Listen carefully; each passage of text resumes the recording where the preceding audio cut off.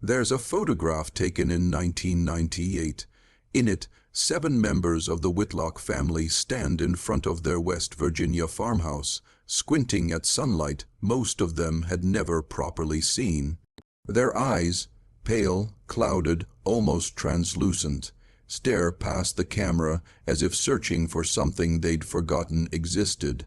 The youngest child, barely 6 years old, is holding her mother's hand so tightly her knuckles have gone white.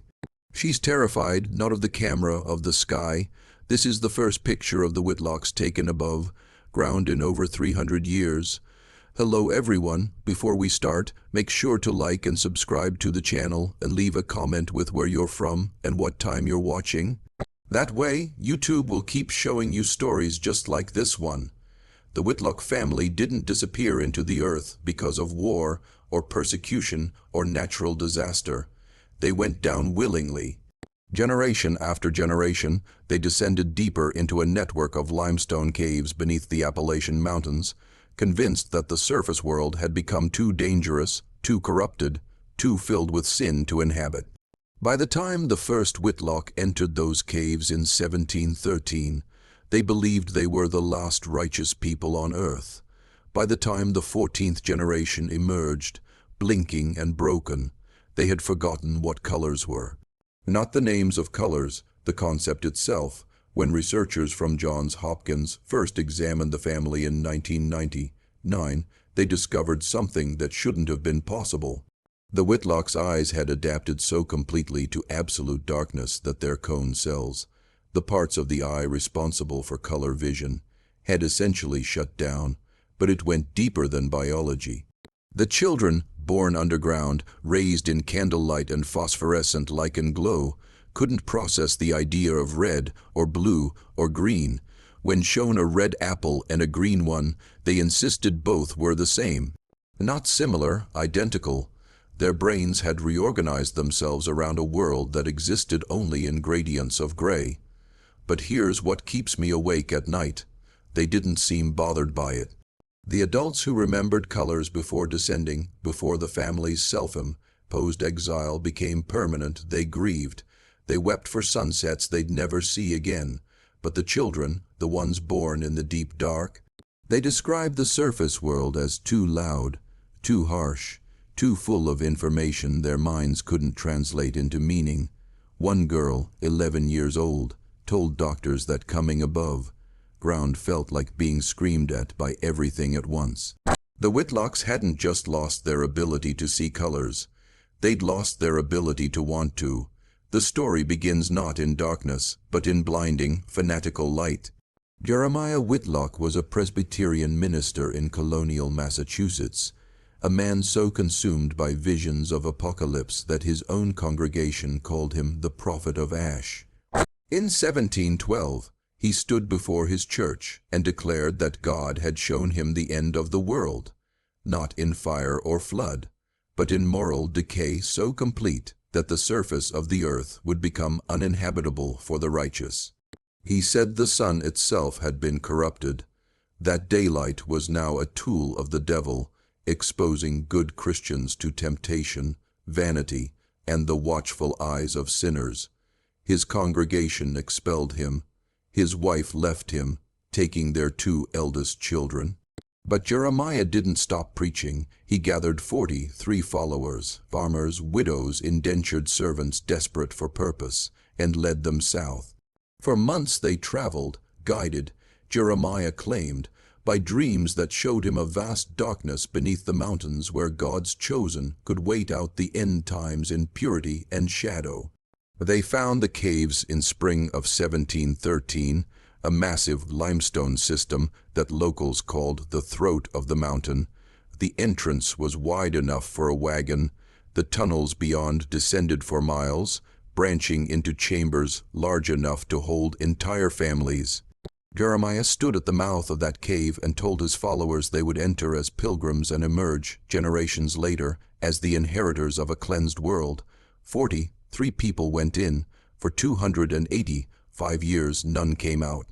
At first, they maintained contact with the surface. Trading parties would emerge once a year, selling cave pearls and crystallized minerals, buying seed grain, lamp oil, fabric. But each year fewer traders came. The intervals grew longer. 1724 was the last documented trade. After that, the cave mouth was found sealed with stones and timber, blocked from the inside. When local authorities investigated, they heard sounds, voices singing hymns, the clang of metal on stone, but no one would answer their calls. By 1750, the locals had stopped trying. The cave entrance became a legend, then a warning, then finally just a dark hole in the mountainside that children were told to avoid. But the Whitlocks hadn't died. They'd adapted. The first generation, Jeremiah's original followers, lived in the upper chambers where some daylight still penetrated. They grew mushrooms, raised blind cave fish, and rationed their candles like sacred objects. They had children in that twilight space, 12 births in the first decade. Jeremiah died in 1731, convinced he'd saved humanity. His son, Ezekiel, took over leadership and made a decision that would doom his bloodline. He led the family deeper. The second generation moved into chambers where no natural light had ever reached, where the only illumination came from tallow candles and, eventually, from the bioluminescent fungi that grew on the cave walls. The children born in that depth, the third generation, were the first to show signs of change. Their eyes were paler, their pupils wider. They complained that candlelight hurt, that even the soft glow of the fungi felt too bright. By the fifth generation, the Whitlocks had stopped using candles entirely. There's a journal entry from 1847, written by a woman named Constance Whitlock. It was discovered in a sealed chamber during the cave excavation. The pages yellow and brittle, the handwriting shaky but deliberate. She wrote, "Today my daughter asked me what the word red means. I tried to explain it to her, a color like warmth, like blood, like anger made visible. She stared at me as if I were speaking in tongues. Then she asked me why we needed separate words for things that looked the same. I realized she doesn't see blood as different from water. To her, it's all just dark liquid. I wept for an hour, and she couldn't understand why."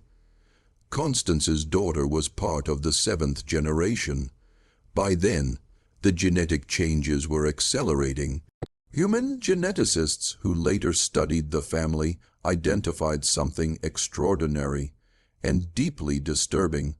The Whitlocks weren't just adapting through learned behavior. Their DNA was changing. Across 14 generations of extreme isolation and absolute darkness, natural selection had carved away the unnecessary. The genes responsible for color vision were still present, but they'd been effectively silenced, switched off like lights in an abandoned house. The cone cells in their retinas had atrophied. Their rod cells, the ones responsible for seeing in low light, had multiplied to an almost superhuman degree.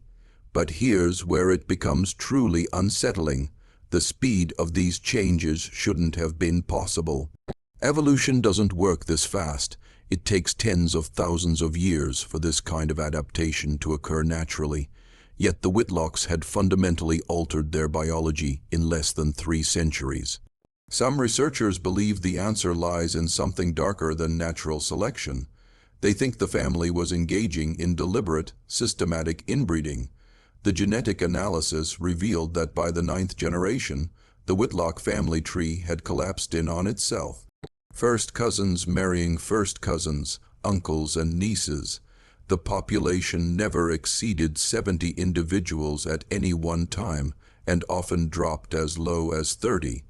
They were breeding within an impossibly small gene pool, and they knew it.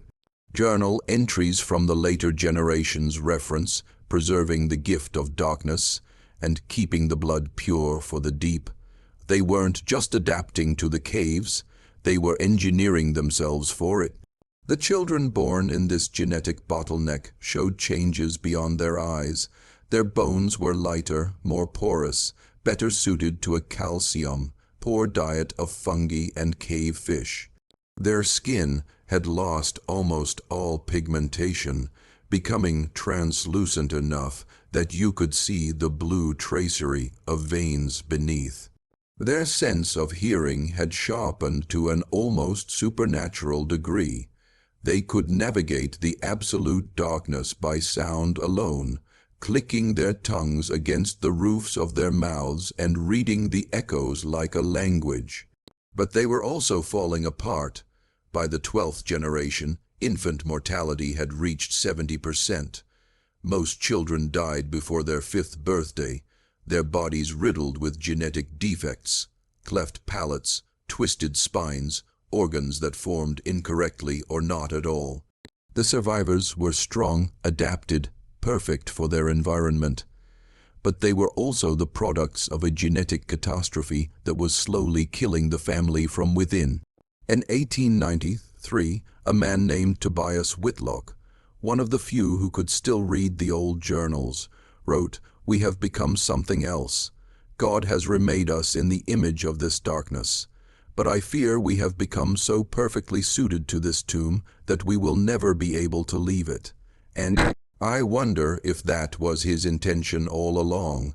Tobias was right to be afraid.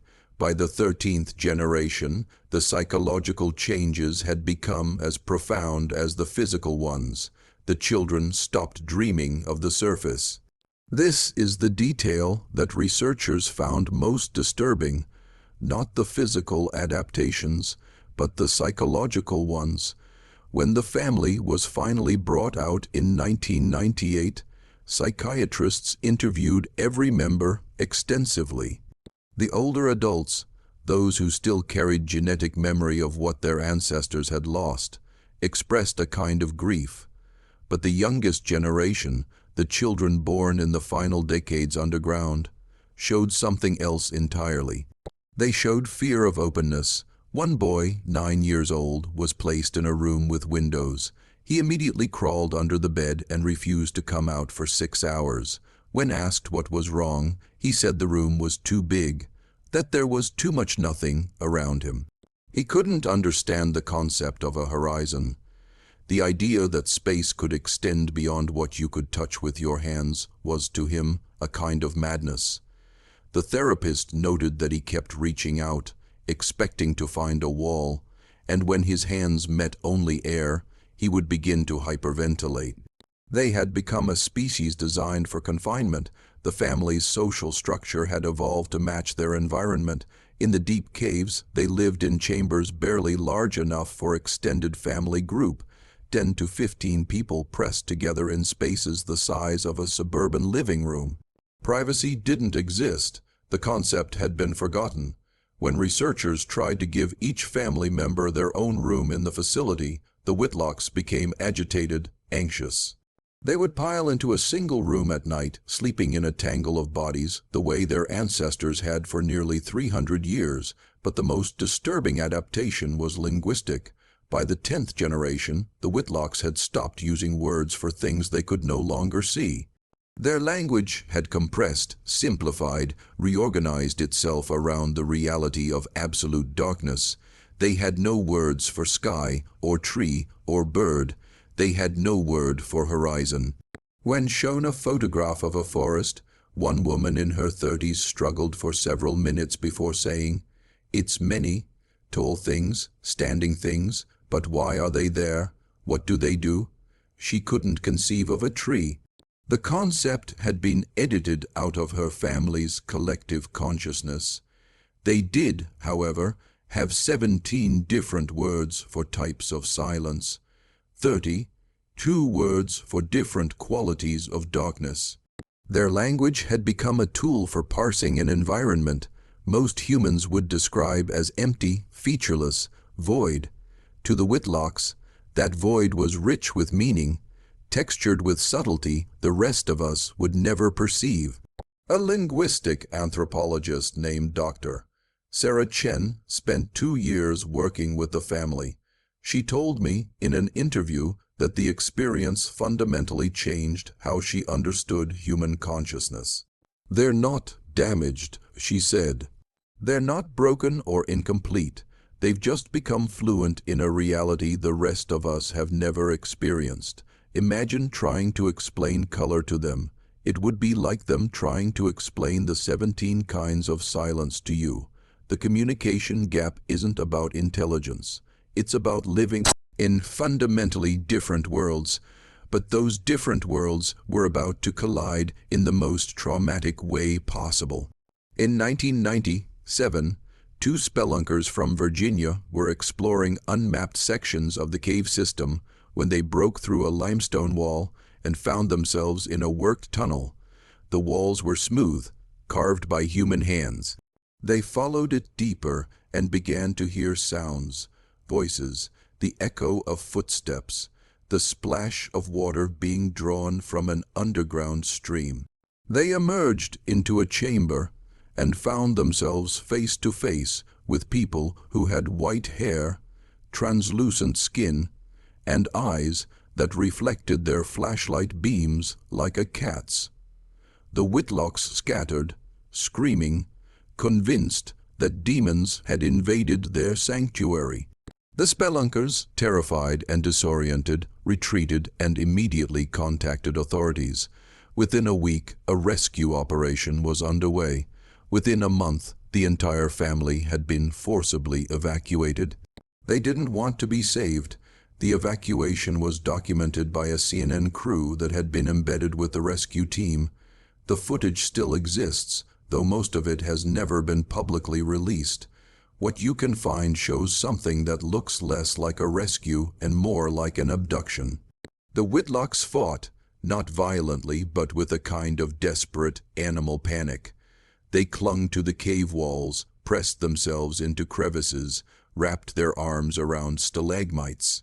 The children wailed, a sound one rescue worker described as not quite human, like they were keening in a language made of pure grief.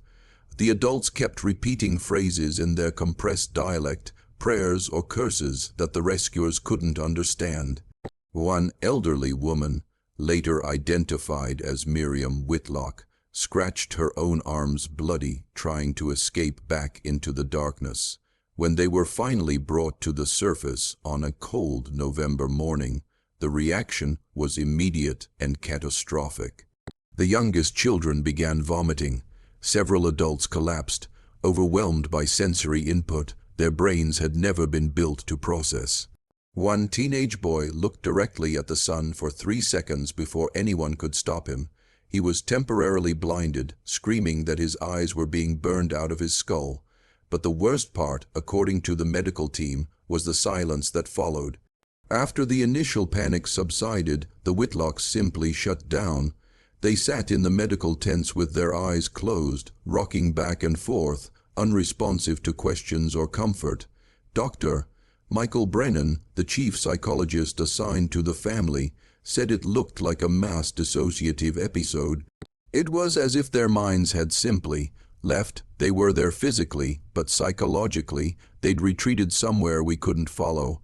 I've worked with trauma victims for 20 years, and I've never seen anything like it. The public reaction was immediate and divided. News outlets called it the family that time forgot, and America's hidden tribe. Some people saw them as victims who needed help, rehabilitation, integration into modern society. Others saw them as a warning, proof of what happens when religious extremism and isolation go unchecked. There were calls for criminal investigations into whether the family had been held against their will, whether child abuse had occurred, whether the adults who chose to stay underground had committed crimes by raising children in such conditions. But here's what nobody seemed to understand. The Whitlocks didn't see themselves as victims. In one of the few interviews ever conducted, a man named Silas Whitlock, 40, 3 years old, part of the 13th generation, tried to explain. He said, "You keep asking us if we wanted to leave, if we felt trapped, but you're the ones who seem trapped to me. You live in boxes you call houses, But you still have to see the sky. You still have to feel the sun. You can't escape it. We had peace. We had silence. We had God in the deep places, where you could actually hear his voice without all this noise. The interviewer asked what he meant by noise. Silas gestured vaguely at everything. The room, the building, the world outside, all of it.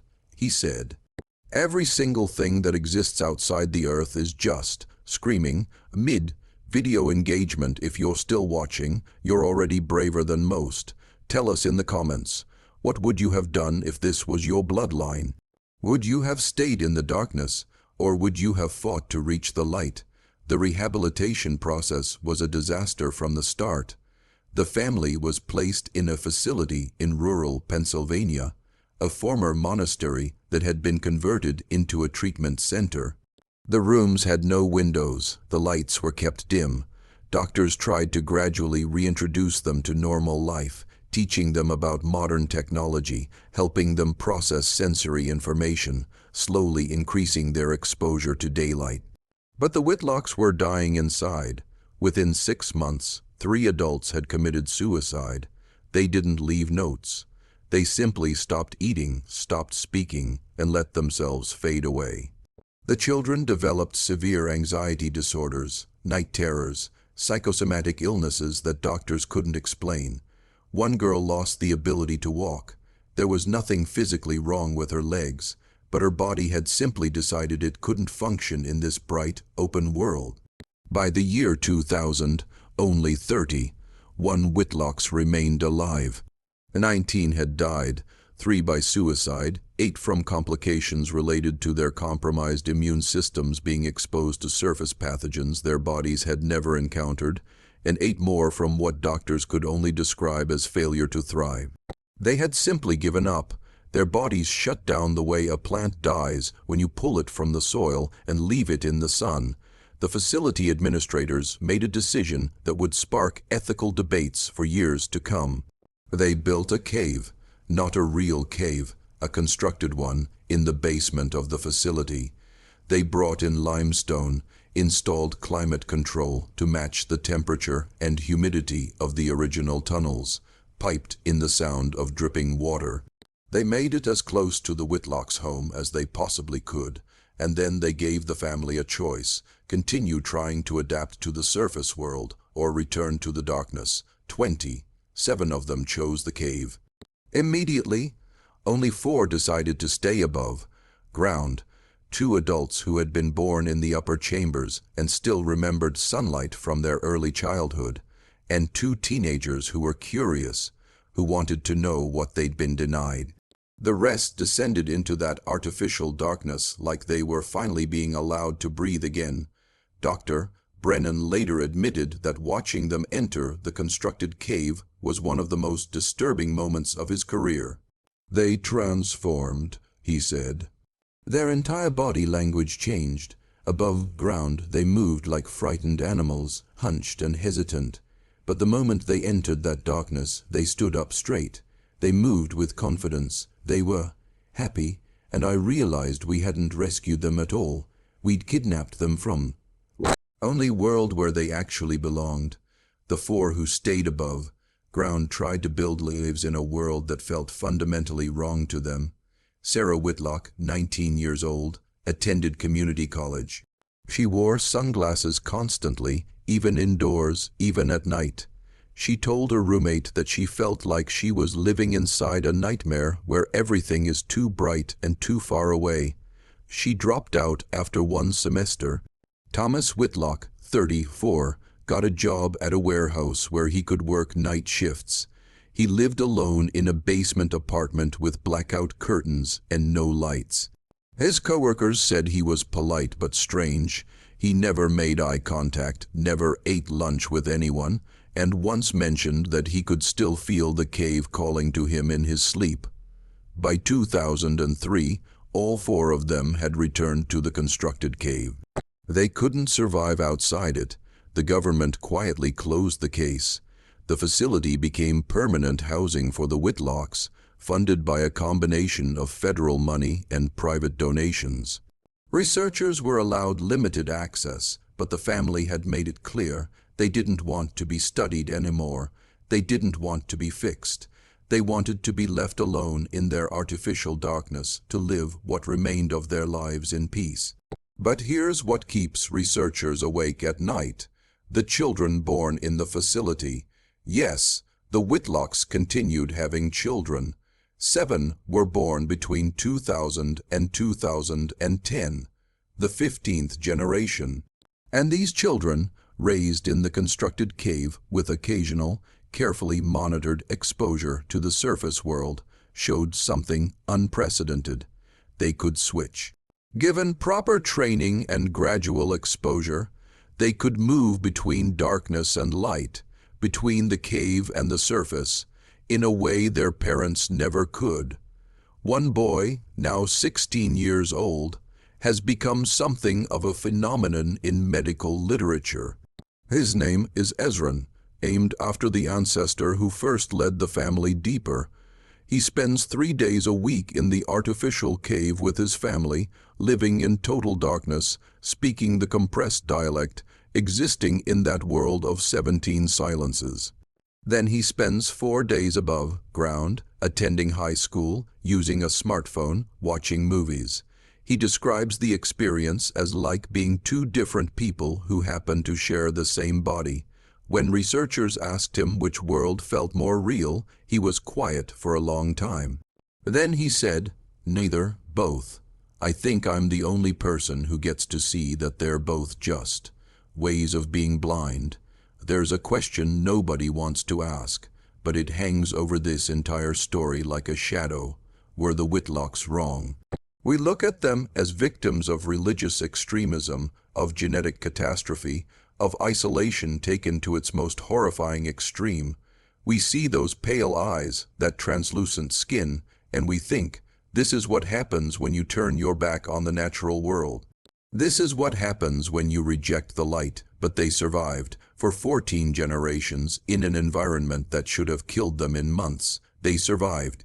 They built a society, raised children, maintained their faith, and created a culture so perfectly adapted to absolute darkness that they became a different kind of human entirely.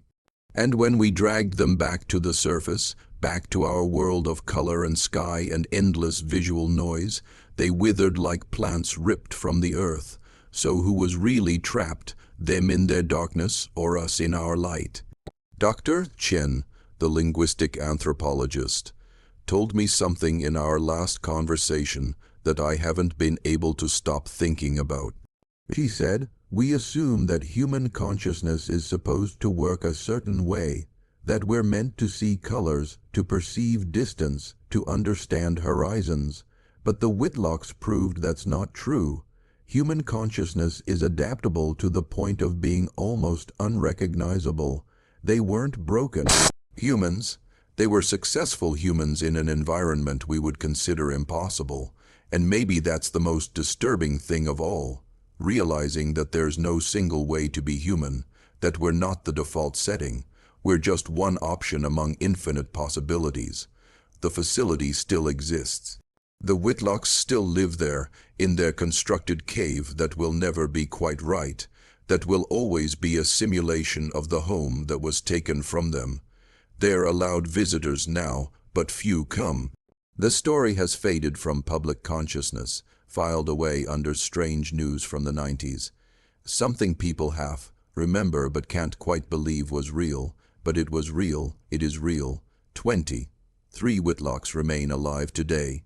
The oldest is 71, the youngest is 6, part of the 15th generation, born into artificial darkness, raised with 1 foot in each world. The family rarely speaks to outsiders anymore. They've said everything they need to say, and nobody really listened anyway. There's one final detail that I think about constantly. In 2007, a group of the older Whitlocks requested permission to visit the original cave system, the real tunnels where their ancestors had lived for nearly 3 centuries. The request was denied multiple times due to safety concerns, but they persisted. Finally, in 2009, a carefully supervised visit was arranged. The documentary crew that accompanied them captured something extraordinary. The moment the Whitlocks entered those tunnels, the real ones, not the constructed simulation, they changed. They moved through that darkness like they were dancing, their hands trailing along walls they somehow recognized despite never having been there before. They found chambers their great-grandparents had carved. They found the remains of underground gardens, of sleeping chambers, of prayer rooms. And in the deepest section, nearly 2 miles beneath the surface, they found something else, messages carved into the stone. Hundreds of them, maybe thousands, scratched into the limestone by generations of Whitlocks. Most were prayers, some were family records, births, deaths, marriages. But there was one message, carved deeper than all the others, that the cameras captured before the family asked them to turn away. It said, "We chose this, we choose this still. Forgive us if you can, but know that we were happy here in the deep, happier than you will ever understand." The Whitlocks stayed in that cave for 6 hours. When they emerged, several were crying, not from sadness, but from something else. Something that looked almost like grief for a life they'd been forced to abandon. One woman, Naomi Whitlock, part of the 13th generation, was asked what it felt like to return to the original tunnels. She said, "Like remembering how to breathe. They haven't asked to go back since. Maybe because they know that's not their home anymore. Maybe because they understand that you can never really go back to a place once it's been taken from you, even if the tunnels still exist, even if the darkness is still there, waiting." The Whitlocks lost the ability to see colors. But maybe what they really lost was the ability to return to a world that was stolen from them, not by genetics or adaptation or time, but by people who decided that their way of living was too strange, too disturbing, too different to be allowed to exist. And maybe that's the real horror of this story, not what the darkness did to them, but what the light did when it finally found them. If this story disturbed you the way it disturbed me, leave a comment below. Tell me, was bringing them to the surface an act of mercy or an act of cruelty? I'm still not sure I know the answer. And if you made it this far, you're now part of a very small group of people who know the full truth about the family that lived 14 generations in the dark. Subscribe to see more stories like this, the ones that don't make it into history books, the ones that people would rather forget.